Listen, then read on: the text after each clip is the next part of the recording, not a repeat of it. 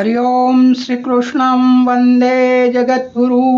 बोलिए कृष्ण कन्हैया लाल की जय। गीता ग्रंथनी जय, सनातन धर्मनी जय। केम छो मित्रों, मजाમાં ને? મારે ગીતા જ્ઞાન ગંગા ચેનલ માં આપ સૌ ભાવિક ભક્તોનું સ્વાગત છે। મિત્રો, શ્રીમદ ભગવદ ગીતા ભગવાનના શ્રીમુખથી નીકળેલી વાણી વક્તા સ્વયં ભગવાન શ્રી કૃષ્ણ, શ્રોતા અર્જુન સંવાદ નામે ગીતા ગ્રંથનો રોજ એક શ્લોકનું ગાન અને તેના અર્થનું રસપાન આવો આપણે સૌ સાથે મળીને કરીએ। મિત્રો, આજે શ્રીમદ ભગવદ ગીતા જ્ઞાન કર્મ સંન્યાસ યોગ અધ્યાય 4 શ્લોક નંબર 37 વિશે। યદેદાસી સમદ્વિદોગ્નિ ભસ્મા સા કુરુતેર્જુન જ્ઞાનાગ્નિ સર્વકર્માણી ભસ્મા સા કુરુતે તથા। કેમ કે હે અર્જુન, જેમ પ્રજ્વલિત અગ્નિ લાકડાને સંપૂર્ણ રૂપે ભસ્મ કરી નાખે છે, તેમ જ્ઞાન રૂપી અગ્નિ સર્વ કર્મોને ભસ્મ કરી નાખે છે। મિત્રો, 37મા શ્લોકના અર્થનો વિસ્તારથી રસપાન કરીએ। આ શ્લોકમાં ભગવાન જ્ઞાનને એક પ્રજ્વલિત અગ્નિની ઉપમા દ્રષ્ટાંત આપે છે। જેમ વર્ષોનો કચરાનો લીલો કે સૂકાનો ઢગલો પહાડ એક અગ્નિની ચિનગારીથી ક્ષણ માત્રમાં ભસ્મીભૂત થઈ જાય છે, તેવી જ રીતે હે અર્જુન, જ્ઞાન રૂપી અગ્નિ સ્વસ્વરૂપના જ્ઞાન રૂપી અગ્નિથી ભૌતિક કર્મોના સર્વ ફળોને બાળીને ભસ્મીભૂત કરી નાખે છે। હવે મિત્રો, જોઈએ કર્મોના પ્રકારો કે કર્મો 3 પ્રકારના હોશે। એક સંચિત કર્મ એટલે કે ભૌતિક કર્મો જે આપણે અગાઉ કર્યા છે, પરંતુ તેનું ફળ વર્તમાનમાં નહીં પરંતુ ભવિષ્યમાં મળશે, અને આ ભવિષ્યમાં મળનારા કર્મોને આધ્યાત્મિક જગતમાં ભૌતિક કર્મો કહેશે, અને ભૌતિક કર્મોથી જ જન્મ મરણનું ચક્ર અવિરત ચાલુ રહેશે। જેમ જેમ ફળ પાકતું જાય, ફળ આપવા સમર્થ થતું જાય, તેમ તેમ તે પ્રમાણે તમારી વર્તમાન સમયની પરિસ્થિતિ બદલાતી જાય। સુખ દુઃખ મુશ્કેલી સહાય આ બધું ભૌતિક કર્મોનું ફળ છે, ભૌતિક કર્મોનું પરિણામ છે। જે સારા હોય તો સુખ અને સહાય રૂપ થાય, ખોટા હોય તો દુઃખ અને મુશ્કેલી રૂપ થાય। જે સ્વસ્વરૂપનું જ્ઞાન થતા ટોટલી બધા જ સંચિત કર્મો જ્ઞાન અગ્નિથી ભસ્મીભૂત થઈ જાય છે, અર્થાત તેનું ફળ સ્વરૂપ સુખ કે દુઃખ માટે નવો જન્મ લઈ ભોગવવું પડતું નથી।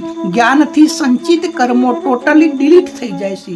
તો હવે મિત્રો, બીજું કર્મ ક્રિયામણ કર્મ કે જે આપણે હાલ વર્તમાન સમયમાં કરી રહ્યા છીએ, તેને માટે શાસ્ત્ર કહે છે કે જ્ઞાનથી ક્રિયામણ કર્મ જ્ઞાન થયા પછી પણ નષ્ટ થતું નથી, પરંતુ ડાયવર્ટ થાય છે, મતલબ કે તેની દિશા બદલાઈ જાય છે। જેમ જો તમારા સારા ક્રિયામણ કર્મનું ફળ તમને જ્ઞાન થઈ ગયા પછી તમારા સમર્થકો એટલે કે જે તમને માને છે, જેના તમે આદર્શ છો, તેમને સપોર્ટ કરશે, અને તમારું વર્તમાનનું ક્રિયામણ ખોટું કર્મ જે તમારા વિરોધીઓ છે, તમારી નિંદા કરે છે, તમારા ધર્મ કાર્યમાં અવરોધ ઉભો કરે છે, તેમના ફાળે જશે। તો હવે મિત્રો, ત્રીજું કે જેને આપણે પ્રારબ્ધ કર્મ, નસીબ, નિયતિ, ભાગ્ય જે કહો તે, તો હવે મિત્રો શબ્દો અલગ અલગ છે, પરંતુ દરેકનો અર્થ એક જ છે। જે તમારું શરીર ઉત્પન્ન થયું અર્થાત જન્મથી લઈ શરીરના મૃત્યુ સુધીનું કર્મ, તેને પ્રારબ્ધ કર્મ કહે છે। બીજા અર્થમાં જોઈએ તો જે ફળ પૂર્ણતા રૂપથી પાકીને ફળ આપવા સમર્થ બને ત્યારે દેહ તે રીતે જ તૈયાર થાય છે કે આ દેહમાં આ સુખ અને આ દુઃખ ભોગવવાનું જ છે।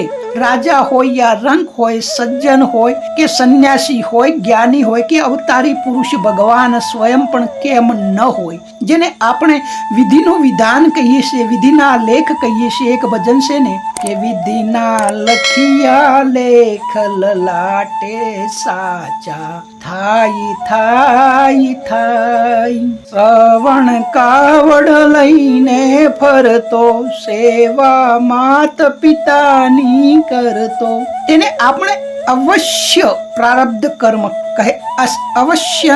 અવશ્ય ભાવી પ્રારબ્ધ કહીએ છીએ કે જે પ્રાર્થના દુઆ આશીર્વાદથી પણ નષ્ટ નથી થતું, જે તે વ્યક્તિએ અવશ્ય ભોગવવું જ પડે છે, ભોગવે જ છૂટકો થાય છે. જ્ઞાન થઈ ગયા પછી પણ તે ભોગવવું જ પડે છે. તેમાં જ્ઞાની પણ તેને બદલવા સમર્થ નથી અને જ્ઞાની તે બદલવાની ઈચ્છા પણ નથી રાખતો, કારણ કે આ જે કર્મ ફળ ભોગવી રહ્યો છે તે દેહ છે, મારું શરીર છે, હું તે નથી, તેની સાથે મારે કઈ જ લેવા દેવા નથી. તેના કર્યા તે ભોગવે.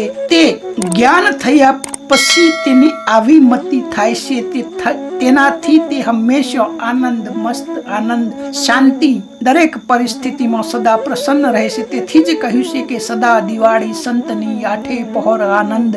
અર્થાત જ્ઞાનીને પાપ કર્મો કે પુણ્ય કર્મોની કોઈ જ લેવા દેવા નથી. તે પાપ અને પુણ્યના કર્મના ફળ બંધનથી સ્વસ્વરૂપના જ્ઞાન થયાથી તે મુક્ત થઈ જાય છે. અર્થાત આવો મનુષ્ય પાપ તથા પુણ્ય બંને પ્રકારના કર્મોના ફળને જીતી લેશે. એટલે કે તેના તો મિત્રો આવું જ્ઞાનનું ફળ છે.